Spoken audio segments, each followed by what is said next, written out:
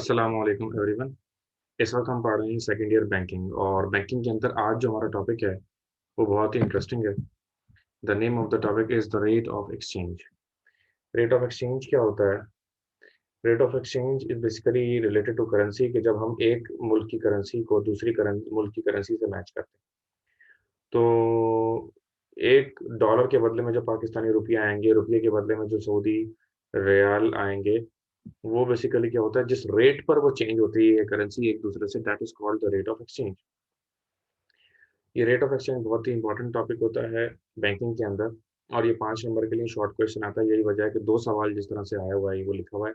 Define the term rate of exchange and explain how the rate of exchange is determined. तो दोनों आपके सामने इस वक्त स्क्रीन पे लिखे हुए हैं। The rate at which the currency or monetary unit of one country can be exchanged with the monetary unit of another country is called the rate of exchange।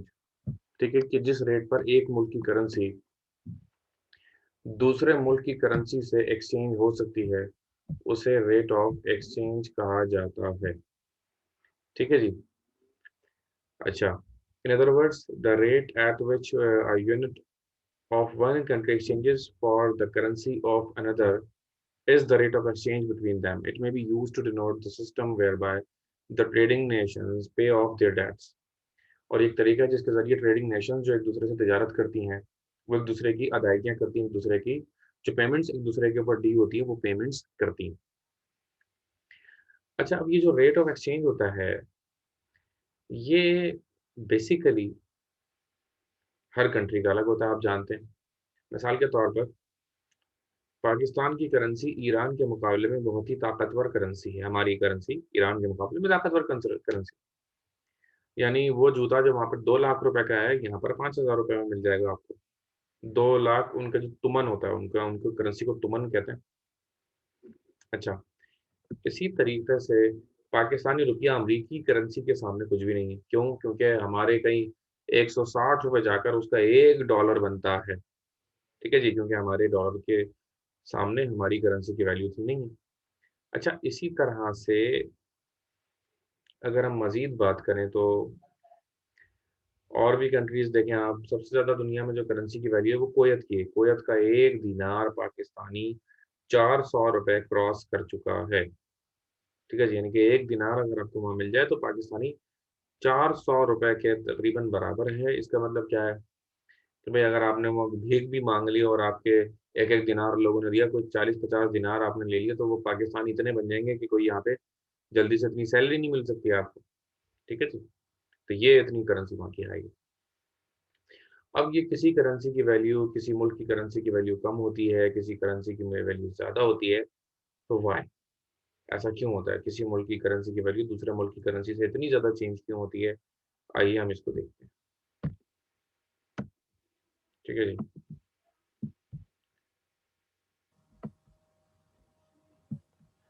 Explain how the rate of exchange is determined. The rate of exchange is determined under the following money system, under gold standard। Gold standard क्या होता है कि ये जो currency होती है ना, इसमें स्टैंडर्ड गोल्ड को रखा जाता है। यानी गोल्ड देखकर फैसला किया जाएगा कि करेंसी की वैल्यू क्या होगी। ठीक है ना, यानी कि बैकिंग ऑफ गोल्ड कितनी है। अगर बैकिंग ऑफ गोल्ड ज़्यादा होगी तो करेंसी की वैल्यू भी ज़्यादा होगी। अगर बैकिंग ऑफ गोल्ड कम होगी तो करेंसी की वैल्यू भी कम होगी। अब इसको मैं तवज्जो से मैं पढ़ूंगा, आप बहुत ही केयरफुली सुनिएगा ताकि बात आपको आपके समझ में आए। If two currencies are on gold standard and if their currencies are expressed in terms of gold, if the two currency यानी कि दो मुल्कों की अलग अलग करेंसीज हैं और दोनों किस पर बेस कर रही, गोल्ड पर बेस कर रही, दोनों मुल्कों की करेंसीज। ठीक है ना, a certain weight of gold, then the rate is determined by the reference of the gold contents of the two currencies। अब भाई दोनों की करेंसीज जो है, दोनों की करेंसीज के पीछे ना एक सर्टेन वेट ऑफ गोल्ड होगा। ठीक है जी। अब जितना करेंसी के पीछे गोल्ड का वेट होगा उसके हिसाब से डिटरमाइन हो जाएगा कि भाई किस करेंसी की वैल्यू ज़्यादा और किस करेंसी की वैल्यू कम है। सही है जी। सपोज़ अब एक एग्ज़ाम्पल दे रहा हूँ। Suppose Pakistan and United States are on the gold standard, the rupee being equal to 10 grams of gold and the dollar consisting of 50 grams of gold. ठीक है जी। यानी भाई पाकिस्तान जब 1 रुपया इशू कर रहा है, तो पाकिस्तान 1 रुपया इशू करने के पीछे 10 ग्राम जो है गोल्ड के रख रहा है मिसाल के तौर पर। जबकि जो डॉलर है वो कितने रख रहा है, वो 50 ग्राम रख रहा है। Then what will be the rate of exchange? अब देखिए 1 रुपी बराबर है 10/50। ठीक है जी।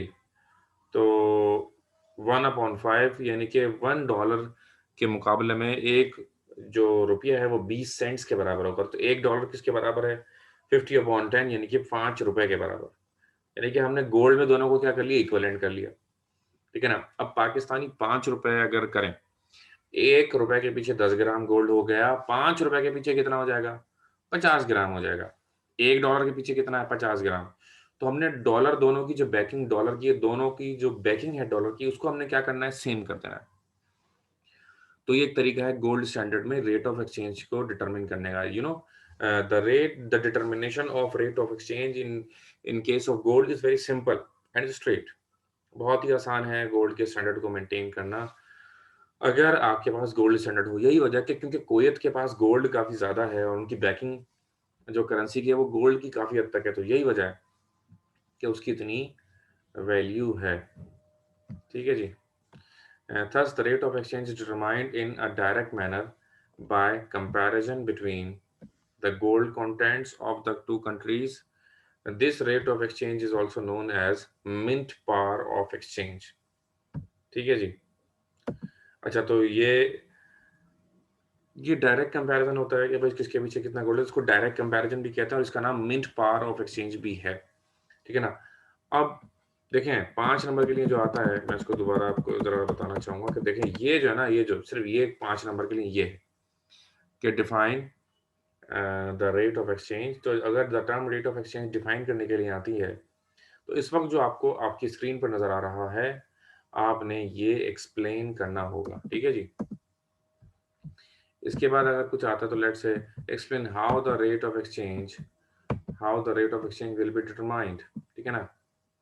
तो उसमें आप क्या करेंगे? The rate of exchange is determined under the following system as under gold standard. आपने पढ़ लिया।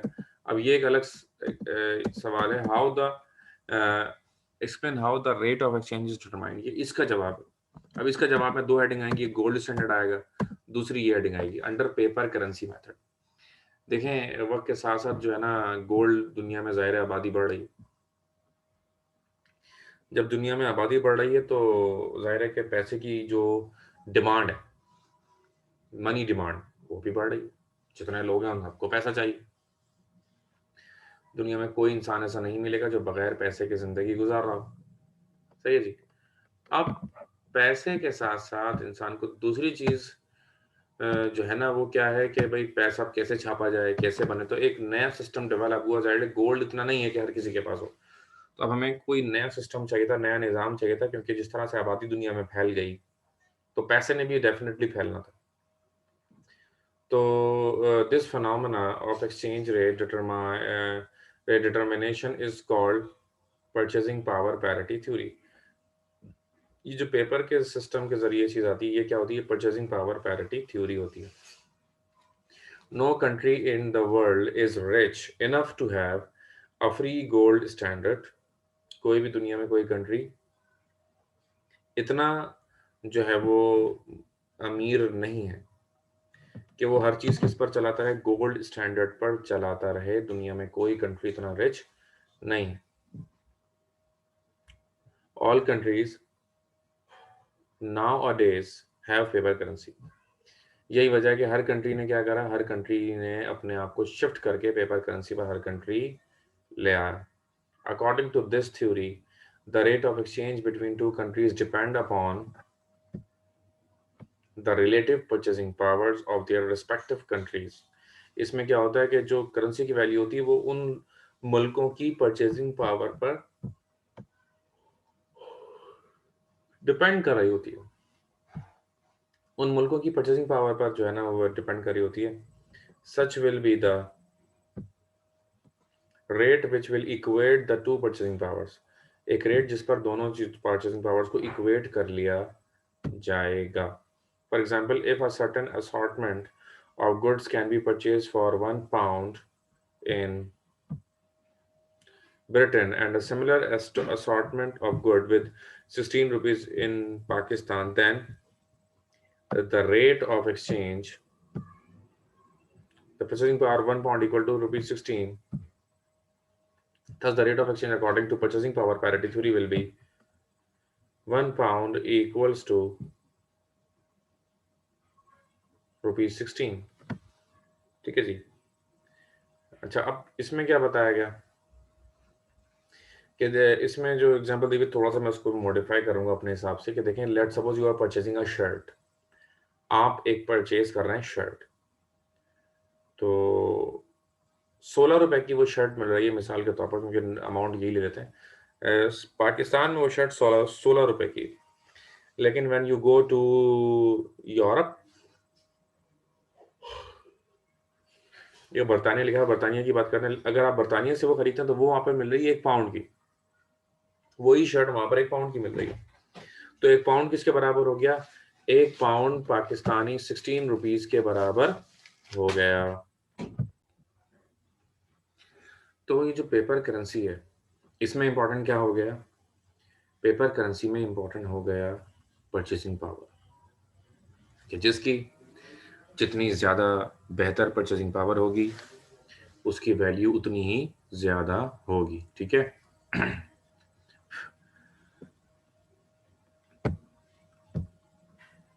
What are the causes of fluctuation in the rate of exchange of the country? अब होता क्या है, किसी भी मुल्क का जो रेट ऑफ एक्सचेंज होता है वो हमेशा सेम नहीं रहता, बल्कि वो फ्लक्चुएट होता रहता है। मिसाल के तौर पर, अगर हम डॉलर के मुकाबले में पाकिस्तान की करेंसी देखें, तो भुट्टो के दौर से पहले, जब भुट्टो नहीं था, क्योंकि भुट्टो जब से हुआ है, जब से जिंदा है आपको पता है, जब भुट्टो नहीं था तो डॉलर 3 रुपए का था। $1 3 रुपए का था। फिर भुट्टो आ गया, डॉलर 10 पे गया, 12 पे, 20 पे, 22 पे, घूमते घामते मुशर्रफ दौर तक आते आते 60 रुपए पर डॉलर आ चुका था। मुशर्रफ दौर में डॉलर 60 रुपए का था। उसके बाद फिर भुट्टो जिंदा हो गया और जरदारी साहब अगर आ गए हुकूमत में, पीपल्स पार्टी की फिर हुकूमत आई, जिसके अंदर ये 120 रुपए पे चला गया था। फिर नवाज शरीफ की हुकूमत आई, ठीक है जी, जिसके बारे में कहा जाता है खाता है तो लगाता भी है। उसने क्या किया, उसको उसने मूव बैक किया और ये 90 और 80s और 90s में भारत चला गया। उसके बाद तब्दीली आ गई, अभी पता है इमरान खान साहब की हुकूमत आ गई, तो ये उसमें कहाँ पहुंच चुका है आज? इसने सारी हदें पार कर दी। इस वक्त जो है वो तारीख की बुलंद तरीन सतह पर डॉलर की वैल्यू मौजूद है, कि पाकिस्तान की बुलंद तरीन सतह इस वक्त जिस वैल्यू पर डॉलर बेसिकली कर रहा है, लाए कर रहा है। तो होता क्यों है ऐसा? बेसिकली इसकी वजह ये होती है, there are so many causes, there are so many reasons, कि जिसकी वजह से ये डॉलर की जो रेट होते हैं ये चेंज होते हैं। तो now what we are going to do, we are going to discuss all these reasons one by one. एक एक करके हम इन तमाम रीजंस को हम एक्सप्लेन करेंगे। ठीक है जी। The rate of exchange fluctuates in the market due to interplay of demand and supply of currency of a particular country. This is the result of some of the following transactions. ठीक है जी। The rate of exchange क्या होता है? Fluctuates करता है in the market due to interplay of demand and supply. Interplay of demand and supply की वजह से ये रेट क्या होता है जी? ये रेट फ्लक्चुएट करता है कि आपकी करेंसी की दुनिया में डिमांड कितनी है। जिस करेंसी की डिमांड दुनिया में ज़्यादा होती है उसकी वैल्यू भी ज़्यादा होती है। जिस करेंसी की डिमांड दुनिया में कम होती है उसकी वैल्यू भी क्या हो जाती है जी? कम हो जाती है, जस्ट सिंपली। ठीक है ना? तो this is the result of some of the following transactions. अब ये डिमांड एंड सप्लाई जो चेंज होता है, जैसे जैसे डिमांड चेंज होगी, जैसे जैसे सप्लाई चेंज होगी, रेट ऑफ एक्सचेंज भी क्या होता जाएगा? रेट ऑफ एक्सचेंज भी चेंज होता जाएगा। आज का तीसरा सवाल इस वक्त हम कर रहे हैं। तो इसके अंदर क्या है जी? Balance of trade. सबसे पहले हम बैलेंस ऑफ ट्रेड डिस्कस करेंगे। बैलेंस ऑफ ट्रेड में क्या होता है? बैलेंस ऑफ ट्रेड क्या होता है? The difference between exports and imports is called balance of trade. कि जो डिफरेंस होता है इंपोर्ट और एक्सपोर्ट में, उसे क्या कहते हैं? बैलेंस ऑफ ट्रेड कहते हैं। The main reason of fluctuation in the rate of exchange of the currency is the value of imports and exports of a country. If the value of imports exceeds the value of exports, the rate of exchange will lend downward and vice versa. क्या होगा जी? अगर value import ज़्यादा होगी, अगर किसी भी country की import ज़्यादा होंगी, तो उसको दूसरी करेंसी, दूसरे मुल्कों की करेंसी चाहिए होगी जो उसको देनी पड़ेंगी। और तो एक्सपोर्ट उसकी कम है तो उसके पैसे लोग कम डिमांड करेंगे। जब एक्सपोर्ट कम होगी तो उसकी करेंसी की वैल्यू डिमांड कम होगी। जब डिमांड उसकी करेंसी की कम होगी तो उसकी करेंसी की वैल्यू भी क्या हो जाएगी? कम हो जाएगी। पाकिस्तानी करेंसी की वैल्यू कम क्यों है? पाकिस्तानी करेंसी की वैल्यू कम ही इसीलिए है क्योंकि हमारी करेंसी की डिमांड ही कम है। अच्छा, फिर हम खरीदते ज़्यादा, इंपोर्ट हमारी ज़्यादा है। यही वजह है कि हमारी करेंसी की वैल्यू कभी भी बढ़ती नहीं है, हमारी मुसलसल कम होती जा रही है, कम होती जा रही है। जब पाकिस्तान बना 2 रुपए का डॉलर था, आज हम देख रहे हैं कि आज कहाँ पर कहानी अभी 160 रुपए का डॉलर हो गया। तो हमारी मुसलसल इतनी वैल्यू गिरती जा रही है, उसकी वजह यही है। तो हमें इसको क्या करना होगा? We will have to make it change. हमें इसके अंदर कोई तब्दीली लाने की जरूरत है। ठीक है जी। फॉरेन इन्वेस्टमेंट, फॉरेन इन्वेस्टमेंट भी एक रीजन है। फॉरेन इन्वेस्टमेंट में क्या लिखा हुआ? Foreign capital investment in a countries necessities the payment of the dividends or interest to the investing countries. If the capital absorbing country is not in a position to pay such claims or in foreign currency, the rate of exchange of that country will definitely fall down. ठीक है जी। इसका मतलब क्या है कि भाई अगर किसी मुल्क में इन्वेस्टमेंट नहीं आएगी तो उस मुल्क की करेंसी की वैल्यू डाउन होना शुरू हो जाएगी। अगर आप ये चाहते हैं कि आपकी करेंसी की वैल्यू बेहतर हो, आपकी करेंसी की वैल्यू बेहतर कब होगी? जब आपके मुल्क में फॉरेन इन्वेस्टमेंट आती रहेगी। अगर आपके मुल्क में आपकी फॉरेन इन्वेस्टमेंट आती रहेगी तो फिर तो आपकी वैल्यू ज़्यादा होगी, अदरवाइज आपकी वैल्यू ज़्यादा नहीं होगी। ठीक है जी। तो फॉरेन बैलेंस ऑफ ट्रेड एक वजह, बैलेंस ऑफ ट्रेड में एक्सपोर्ट ज़्यादा होगी तो आपकी करेंसी की वैल्यू ज़्यादा होगी, इंपोर्ट ज़्यादा होगी तो आपकी करेंसी की वैल्यू कम हो जाएगी। ठीक है ना। फॉरेन इन्वेस्टमेंट का भी ताल्लुक है आपके रेट ऑफ एक्सचेंज से, कि भाई रेट ऑफ एक्सचेंज बेहतर होगा अगर फॉरेन इन्वेस्टमेंट ज़्यादा होगी, और रेट ऑफ एक्सचेंज कम हो जाएगा अगर फॉरेन इन्वेस्टमेंट कम होगी। ठीक है जी। यानी कि इसमें भी डायरेक्ट रिलेशन है फॉरेन इन्वेस्टमेंट। एक और है जी services charges. Freight and insurance expenses also fluctuates the rate of exchange of a country. If the importing country does not have her own shipping companies, the transportation charges are to be paid to foreign ships. So the insurance premiums in case is to be paid to foreign companies. This create a demand of foreign currency, and if the supply is limited, the rate of exchange will fall. भाई services charges specially इसमें क्या बताएगा? Freight और insurance जो समंदरी transactions के अंदर होता है, जब समंदर से कोई चीज़ को तिजारत किया जा रहा होता है, उसके अंदर ये बेसिकली इसका बहुत ज़्यादा इन्वॉल्वमेंट होता है। तो इसमें ये कहा गया कि अगर सर्विसेज जो है हमारी, ठीक है ना, सर्विसेज जो है हमारी वो हमारी अपनी लोकल नहीं है और हम बाहर से लोगों से सर्विसेज लेते हैं। इसका मेन ये जुमला था जो मैंने अदा कर दिया, दोबारा सुनिएगा कि अगर हमारी अपनी लोकल सर्विसेज नहीं है बल्कि हम सर्विसेज दूसरे मुल्कों से ले रहे हैं, जब अब लोकल सर्विस नहीं होगी और हम दूसरे मुल्कों से सर्विसेज ले रहे होंगे, तो दूसरे मुल्कों से सर्विसेज लेने की वजह से हमें डॉलर्स में पेमेंट करनी पड़ेगी। जब हम डॉलर्स में पेमेंट करेंगे तो डॉलर्स में पेमेंट करने की वजह से हमारी करेंसी की वैल्यू कम हो जाएगी क्योंकि हमारी करेंसी की डिमांड कम होगी, और उनकी करेंसी की वैल्यू बढ़ जाएगी क्योंकि उनकी करेंसी की डिमांड ज़्यादा होगी।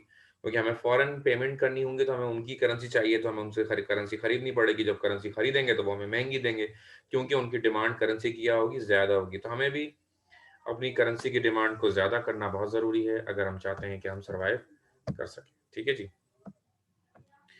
आज का चौथा सवाल हम शुरू कर रहे हैं। The difference between central and commercial bank. एक सेंट्रल बैंक क्या होता है? ये भी 5 नंबर का एक शॉर्ट क्वेश्चन है। The difference between central and commercial bank, ये भी काफ़ी बार रिपीट हुआ है, तो बहुत तवज्जो सुनिएगा। 5 डिफरेंस 5 नंबर के लिए याद है, तो 5 डिफरेंस आपको करने होंगे। आपकी स्क्रीन पर इस वक्त 7 डिफरेंसेस आपको नजर आ रहे हैं। ठीक है जी। तो पहला डिफरेंस क्या है? A central bank is the principal banking institution of a country entrusted with the special responsibility of maintaining economic stability. A commercial bank is a dealer in short-term credits. It accepts deposit from the people and finances the temporary needs of commerce and industry. Of commerce and industry होगा ऐसे। तो एक पहला difference हो गया कि central bank जो होता है वो प्रिंसिपल बैंकिंग यानी कि मेन बैंकिंग इंस्टीट्यूशन होता है जो तमाम बैंकों को लेकर चल रहा होता है। स्पेशल रिस्पॉन्सिबिलिटीज होती हैं उसकी वो पूरी मुल्क की मईशत की, लेकिन कमर्शियल बैंक प्रॉफिट के लिए काम कर रहा होता है, वो अपने दायरे के अंदर रहकर काम करता है। तो बहुत ज़्यादा डिफरेंस हो गया ये। दूसरा, प्रॉफिट मेकिंग जो है उसका मेन ऑब्जेक्टिव नहीं होता है। स्टेट बैंक जो है हमारा, जो सेंट्रल बैंक पाकिस्तान का स्टॉक एक्सचेंज है, उसका हरगिज मकसद पैसे बनाना नहीं है, उसका प्रॉफिट कमाना मकसद नहीं है, बल्कि क्या है, बट फॉर द वेलफेयर, उसका मकसद है वेलफेयर। लेकिन जो प्रिंसिपल होता है, एम होता है, मकसद होता है कमर्शियल बैंक का, वो क्या होता है, प्रॉफिट बनाना। वो काम ही प्रॉफिट बनाने के लिए कर रहे होते हैं, उनका इसके अलावा कोई और मकसद नहीं होता।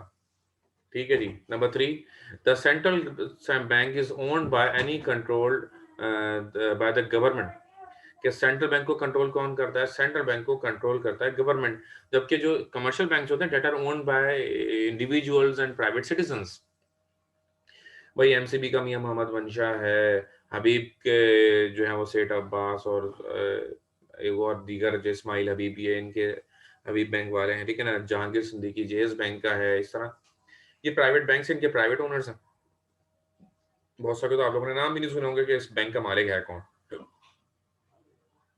लेकिन गवर्नमेंट मालिक है सेंट्रल बैंक की, हमेशा मालिक गवर्नमेंट होती है। Number 4, the central bank is non competing unique institution. Central bank का कोई मुकाबला ही नहीं होता, क्योंकि सेंट्रल बैंक कितने होते हैं? एक होता है, अकेला होता है। क्योंकि वो अकेला होता है, इसके मुकाबले पर कोई नहीं होता। ठीक है जी।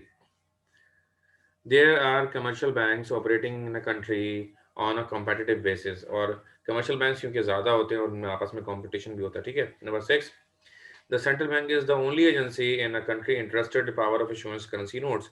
सेंट्रल बैंक वाहिद वो इदारा होता है पूरे मुल्क में जो करेंसी नोट्स इशू कर सकता है, जबकि commercial banks currency notes issue करने की पावर नहीं रखते। लास्ट पॉइंट, 5 करने 7 पढ़ा रहा हूँ, 5 करने याद रखेगा। The central bank is mainly the banker of government. Central bank basically government का बैंकर होता है। द कमर्शियल बैंक में और may not be so. Commercial bank जरूरी नहीं है कि ऐसा हो कि वो गवर्नमेंट का बैंक हो। ठीक है ना। यहाँ पर ये सवाल खत्म हो गए। तो अगर हम अपनी बात को समाप्त करें तो यहाँ से हमने बात शुरू करी रेट ऑफ एक्सचेंज से। तो पहला सवाल था हमारा, what is rate of exchange. एक सवाल, ये 5 नंबर का आप याद करेंगे। दूसरा वाला, explain how the exchange rate is determined. इसके 2 रीजन होते हैं, गोल्ड और एक ही पेपर करेंसी आ गया, ये आप याद करेंगे। ठीक है ना। इसके बाद causes of fluctuation of exchange rate, ये तीसरा सवाल था आज का। ठीक है जी, ये आप याद करेंगे। ठीक है ना।